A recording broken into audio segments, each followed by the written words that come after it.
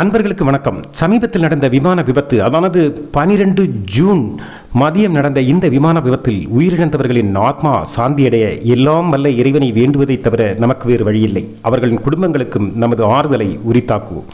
அதே நேரத்தில் இந்த விமான விபத்து பற்றி சர்வதேச ஊடகங்கள் கிண்டலும் கேலியும் பேசும்போதும், இந்திய நிறுவனங்களை கேலி பேசும்போதும், இந்திய விமான போக்குவரத்தை பற்றி கேலி பேசும்போதும், இந்தியாவில் இருக்கின்ற உள்நாட்டில் இருக்கின்ற சமூக ஊடகங்களில் பிரபலமாக இருக்கின்ற பலர் உட்பட பல செய்திகளை தவறாக சொல்வதும் தவறாக பயன்படுத்துவதும் அதிகமாகிக் கொண்டே இருக்கிறது. தொடர்வதால் இந்த விபத்துக்குள்ளான விமானம் பற்றிய விஷயங்களை நாம் தெரிந்து வைத்துக் கொள்வது மிக அவசியம் என்றே படுகிறது. எனவே விபத்து பற்றிய சரியான காரணம் இன்று வரை ஆராய்ச்சியிலும் ஆய்விலும் நடந்து கொண்டிருப்பதாலும், கருப்புப்பட்டி கிடைத்த பின்பும் உயிர் தப்பிய ஒருவரின் மூலமாகவும் தான் இந்த செய்திகளின் உண்மைத்தன்மை அறிய முடியும் என்பதாலும் அதை பற்றி சொல்ல வரவில்லை. அதே நேரத்தில் இந்த விமானம் பற்றி நாம் தெரிய வேண்டியது மிக அவசியம். வாருங்கள். முதலில் நாம் தெரிந்து கொள்ள வேண்டியது, சோசியல் மீடியாக்களில் அறிவாளிகளாகவும் தன்னைத்தானே விஞ்ஞானிகளாகவும் பல்கலைக்கழகங்களாகவும் நினைத்துக் கொள்ளும் விஞ்ஞானிகள் தெரிந்து கொள்வதற்காகத்தான் முதலில் சொல்லப்படுகிறது. அதாவது இந்த விபத்துக்குள்ளான விமானம் போயிங் 787 வகையறாவை சேர்ந்த அமெரிக்காவின் போயிங் நிறுவனத்தை சார்ந்த அதிநவீன தொழில்நுட்பம் கொண்ட புதிய விமானம் என்பதை முதலில் தெரிந்து கொள்ளுங்கள். இது ட்ரீம் லைனர் சீரியஸை சேர்ந்த இந்த விமானம் மிக அதிநவீன தொழில்நுட்பம் மட்டுமல்ல, புதிய விமானம் என்பதையும் ஒருமுறை கூட உங்களுக்கு உறுதிப்படுத்திக்கொள்ளும். இந்த விமானம் 2011 தான் தயாரிக்கப்பட்டது. 2013 சோதனை ஓட்டம் நடத்தப்பட்டது. 2014 தான் இந்த விமானத்தை இந்தியா வாங்கி பயன்பாட்டிற்கு கொண்டு வந்தது என்பதை இங்கு நினைவூட்டுகிறோம். அது மட்டுமல்ல, 11 முதல் 12 வருடம் மட்டுமே ஆகியிருக்கிறது. ஒரு விமானம் அப்படியானால் எவ்வளவு வருடம் பயன்படுத்த முடியும் என்றால், கிட்டத்தட்ட 30 40 வருடம் வரையும் பயன்படுத்த முடியும் என்பது இங்கு குறிப்பிடத்தக்கது. 25 30 வருடம் வரை பயணிகள் பயன்பாட்டிற்கும், 30 40 வருடம் வரை கார்கோ அல்லது மற்ற பல தனிப்பட்ட பயன்பாட்டிற்கும் இதை பயன்படுத்த முடியும் என்பதால் 40 வருடம் வரை இதை பயன்படுத்த முடிகின்ற அளவிலான இது சொல்லப்படுகிறது. மட்டுமல்ல, ஒரு விமானம் குறைந்தபட்சம் 20,000 பிரஷரைஸ்டு சைக்கிளிங், அதாவது ட்ரிப்புகளிலும் அல்லது 1,00,000 மணி நேரங்கள் இதை பயன்பாட்டிற்கு குறைந்தபட்சம் பயன்படுத்திக் கொள்ளலாம். அதிகபட்சமாக சுமார் 35,000 பிரஷரைஸ்டு சைக்கிள் அல்லது ட்ரிப்புகள் அல்லது 1,65,000 மணி நேரம் இதை பயன்படுத்த முடியும். வருடக்கணக்கில் சொன்னால் 25 முதல் 40 வருடம் வரை பயன்படுத்த முடியும் என்பதும் குறிப்பிடத்தக்கது. அந்த வகையில் கணக்கிட்டு பார்க்கும்போது இது 11 12 வருடம் மட்டுமே ஆகி இருக்கிறது என்பதும் குறிப்பிடத்தக்கது. ஆகவே தான் இதை புதிய விமானம் என்று சொன்னோம். மட்டுமல்ல, உலகில் இன்று இருக்கின்ற பயணிகள் விமானங்களில் அதிக தொழில்நுட்ப வசதியும் கொண்ட விமானம் என்பதும் குறிப்பிடத்தக்கது. குஜராத்தின் அகமதாபாத்தில் உள்ள சர்தார் வல்லபாய் பட்டேல் சர்வதேச விமான நிலையத்திலிருந்து இது லண்டனில் உள்ள கேட்விக் ஏர்போர்ட்டை நோக்கி பறக்க ஆரம்பிக்கும் போது இதில் 230 விமான பயணிகளும் 10 விமான சேவையாளர்களும் 2 பைலட்டுகளும் இதில் இருந்தார்கள். மொத்தம் 242 பேருடன் தான் இது தனது பயணத்தை ஆரம்பித்தது.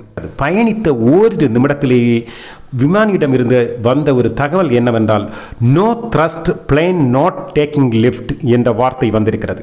கடைசியாக அவர் மே டே என்று முடிப்பதற்கு முன்பே விமானம் விபத்துக்குள்ளாகி இருக்கிறது என்றும் சொல்லப்படுகிறது.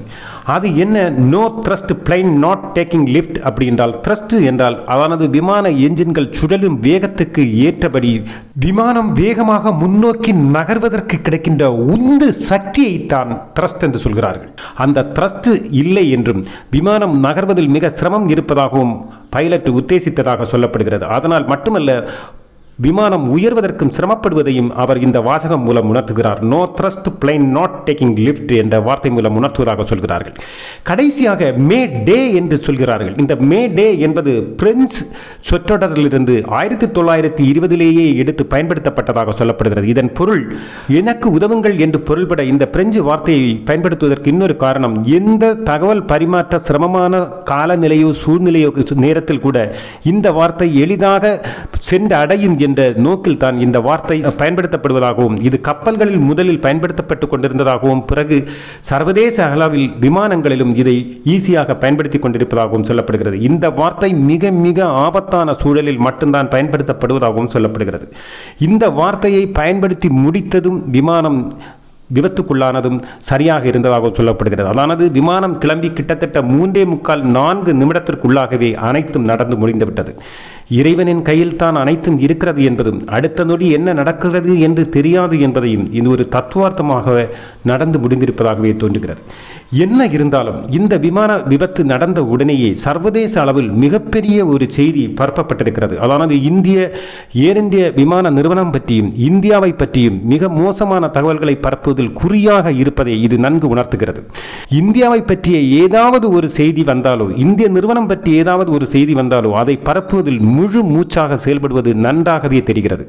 எனவே இந்த விபத்து நடந்த ஓரிரு மணி நேரத்திலேயே சர்வதேச அளவில் மிக தீவிரமாக இந்த செய்திகள் பரப்பப்பட்டன. அதே நேரத்தில் இந்தியாவிற்குள் இருக்கின்ற சமூக ஊடகவாதிகள் எல்லாமே இதை மிக மோசமாக ஏர் இந்திய நிறுவனத்தையும் இந்தியாவையும் குறை கூறியதும் இந்தியாவின் விமான போக்குவரத்து பற்றி தரக்குறைவாக பேசியதும் நம் கண்கூடாக பார்க்க முடிந்தது. அதனால் தான் இந்த செய்தியை இல்லை இந்த வீடியோவை நாங்கள் போடுகிறோம். அதாவது இந்த செய்தியின் மூலம் உங்களுக்கு சொல்ல வருவது அதிநவீன தொழில்நுட்பம் கொண்ட அமெரிக்கா போயிங் நிறுவனத்தை சார்ந்த மிக குறைந்த கால அளவு பயன்படுத்தப்பட்ட விமானம் என்பதால் இன்னும் அதிக காலம் பயன்படுத்த முடிகின்ற ஒரு விமானம் தான் என்பதையும் உங்களுக்கு உணர்த்துகிறோம். மட்டுமல்ல, இது ஒரு புதிய விமானம் என்பதும் குறிப்பிடத்தக்கது. ஆக இந்த விபத்தினுடைய உண்மைத்தன்மை இன்று வரை தெரியாது என்பதால் அதை பற்றிய தவறான தகவல்களை பரப்ப வேண்டாம் என்றும் இது ஏர் இந்திய நிறுவனத்தின் தவறு என்று கூட சொல்ல இயலாது என்பதையும், எனவே செய்திகள் வரும் வரை பொறுமையாக காத்திருங்கள், தவறான கருத்துக்களையோ தவறான அச்சத்தையோ பரப்ப வேண்டாம் என்று நாங்கள் விரும்புகிறோம். ஒரு இதை இயக்கிய சுமித் சபர்வால் என்ற பைலட் 8200 மணி நேரம் விமானத்தை இயக்கிய அனுபவம் கொண்டவர். இவருக்கு துணை பைலட்டாக வந்த குந்தர் சுமார் 1100 மணி நேரம் விமானத்தை இயக்கி அனுபவம் பெற்றவர் என்பதும் குறிப்பிடத்தக்கது. அனுபவம் உள்ள விமானிகளால் தான் இந்த விமானம் இயக்கப்பட்டிருக்கிறது என்பது தெளிவாகவே தெரிகிறது. இந்த விமானம் நொறுங்கி விழுந்தது மக்கள் நெருக்கம் அதிகம் உள்ள அகமதாபாத்தில் மெகாலி நகரில் உள்ள ஒரு மருத்துவக் கல்லூரியின் தங்கும் விடுதியின் மேல்தான் விழுந்திருக்கிறது. அந்த நேரத்தில் மதிய சாப்பாடு சாப்பிட்டுக் கொண்டிருந்த மாணவர்கள் பலர் இதில் பாதிக்கப்பட்டார்கள். 5 பேர்கள் உடல் கருகி உயிரிழந்தார்கள் என்றும் சொல்லப்படுகிறது. மீதி உள்ளவர்கள் பலரும் காயமடைந்தார்கள் என்றும் கருதப்படுகிறது. இந்த விமான விபத்து நடந்து முடிந்ததும் மிகப்பெரிய ஒரு அதிர்வலையை உலக அளவில் ஏற்படுத்தியது என்பது மறுப்பதற்கில்லை. கிட்டத்தட்ட மொத்தமாக இறந்தவர்கள் 241 + 5 246 பேர் இறந்திருக்கிறார்கள். விமானத்தில் பயணித்த 242 ஒரே ஒரு நபர் அதிர்ஷ்டவசமாக உயிர் தப்பியிருக்கிறார். இவர் இந்திய வம்சாவளியை சேர்ந்த யூகேவில் குடியுரிமை பெற்ற நபர் என்பதும் குறிப்பிடத்தக்கது. இந்த விஸ்வாஸ் குமார் என்ற இந்த நபர் அதிர்ஷ்டவசமாக உயிர் தப்பியிருக்கிறார். இவர் மூலமும் சில செய்திகள் கிடைக்கும் என்று எதிர்பார்க்கப்படுகிறது. இந்திய விமான துறையை பற்றியும் இந்திய விமான நிறுவனம் பற்றியும் அவதூறு பேசும்போது கொஞ்சம் யோசியுங்கள். இந்தியாவின் இன்றைய வளர்ச்சியும் இன்றைய உயரங்களையும் இந்திய சக்தியையும் சீர்குலைக்கும் வண்ணமும் இதற்கு எதிராக பல சக்திகள் ஒன்று சேர்ந்து ஒரு செயின் போல சங்கிலி போல செயல்படுவதாகவும் பல கொண்ட நாட்டு நலன் கருதுகின்ற ஊடகவியலாளர்கள் ஏற்கனவே சமூக ஊடகங்களில் தங்கள் கருத்துக்களை பகிர்ந்திருக்கிறார்கள். அந்த வகையில் மார்ச் மாதத்தில் வெளியிட்டிருந்த ஒரு தகவல் மிகப்பெரிய கவனத்தை ஈர்ப்பதாக இருக்கிறது. அதானது deep state, China, Khalistan, Pakistan போன்ற இந்தியாவிற்கு எதிரான பல சக்திகள் ஒன்றிணைந்து இந்தியாவின் வளர்ச்சிக்கு குந்தகமாக பல செயல்களில் உலகளாவிய ஒரு வலையை பின்னிக் கொண்டிருப்பதாக அவர் எச்சரிக்கிறார். மட்டுமல்ல, ஏர் இந்தியாவை குறிவைத்து தாக்குவதாகவும் சொல்கிறார்கள். ஏனென்றால் உலகளாவிய பல விமான நிலையங்கள், விமான போக்குவரத்துகள் சர்வதேச அளவில் மிகப்பெரிய கோலச்சு கொண்டிருக்கின்ற சர்வதேச விமான நிறுவனங்கள் பலவற்றுக்கும் சவாலாக இன்று ஏர் இந்தியா நிறுவனம் விழித்தெழுந்திருப்பது பலருக்கும் அச்சுறுத்தலையும் தர்ம சங்கடத்தையும் ஏற்படுத்தியிருக்கிறது. எனவே இவர்கள் அனைவரும் ஒன்று சேர்ந்து இந்தியாவிற்கு எதிராக பல நடவடிக்கைகளை எடுக்கிறார்கள். அதில் ஒன்றுதான் ஏர் இந்தியா நிறுவனத்திற்கு எதிரான நடவடிக்கைகள் என்று சொல்கிறார்கள். ஆக நிறுவனத்தில் சாதாரண பணியாற்றும் பணியாளர்கள் தொடங்கி உயர் அதிகாரிகள் வரை, நிர்வாக அதிகாரிகள் வரை இதற்குள் அவர்களின் ஆசை வலைகளில் விழுந்து இந்த நிறுவனத்தை சீர்குலைப்பதற்கு துணை போகலாம் என்ற எச்சரிக்கை மணியும் அவர் அடித்திருக்கிறார்.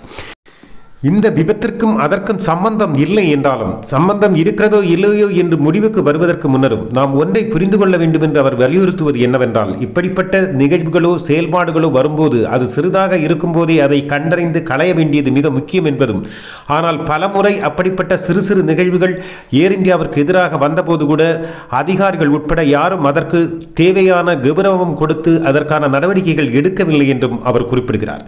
இது உண்மையோ பொய்யோ என்று ஒரு பக்கம் இருந்தால் இருந்தாலும் நாம் விழிப்புணர்வோடு செயல்பட வேண்டிய காலகட்டத்தை தான் கடந்து கொண்டிருக்கிறோம் என்பது நிதர்சனமான உண்மை. இதை அனைவரும் அறிந்து செயல்படுவது நல்லது. அதுபோன்ற கருத்துக்கள் கூறுபவர்களும் உணர்ந்து பேசுவது நல்லதாக இருக்கும் என்றே தோன்றுகிறது.